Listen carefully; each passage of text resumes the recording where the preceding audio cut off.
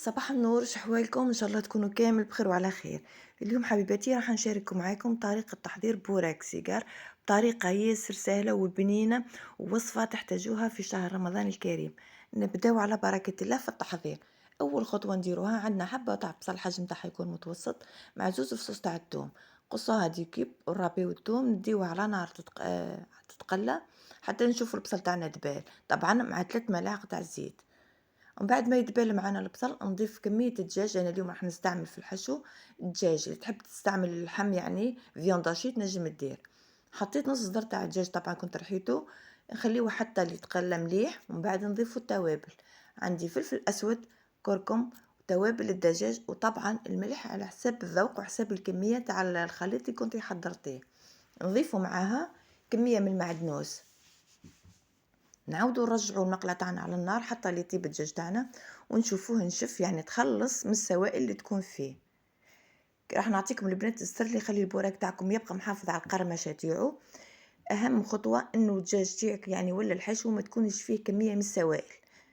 بعد ما طاب الدجاج تاعنا ضفت له كميه من الفرماج بلون وربع كاس من الكريمه السائله كما راكم تشوفوا.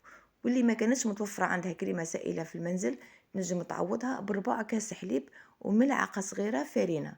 تحركها مليح وتضيفها للخليط. نديو المقله تاعنا على النار حتى يذوب معنا الجبن.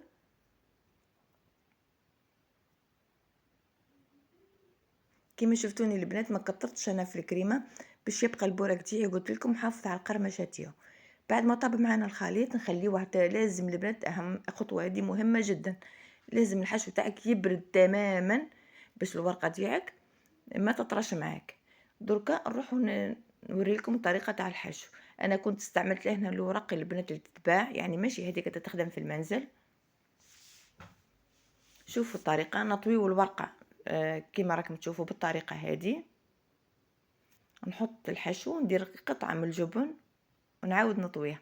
اللي تخف الورقه تاعها تتحللها ولا حبه البوراك تتحللها في المقله دير كما درت انا، كميه صغيره برك من الفرينه وشويه ماء، ونستعملوها كغيره في اخر الورقه من الجانب الاخر. شوفوا كيف ما البنات هكا نطويوها.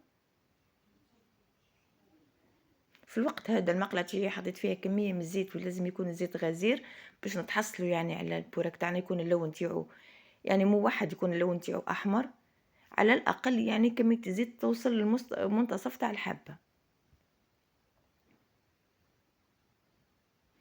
وللامانه البنات وهذه عن تجربه، البوراك لكن حضرتي بالطريقه تاعو واستعملتي الخطوات اللي درتها انا درك راح يبقى محافظ على القرمشه تاعو لاكثر من 3 سوايع.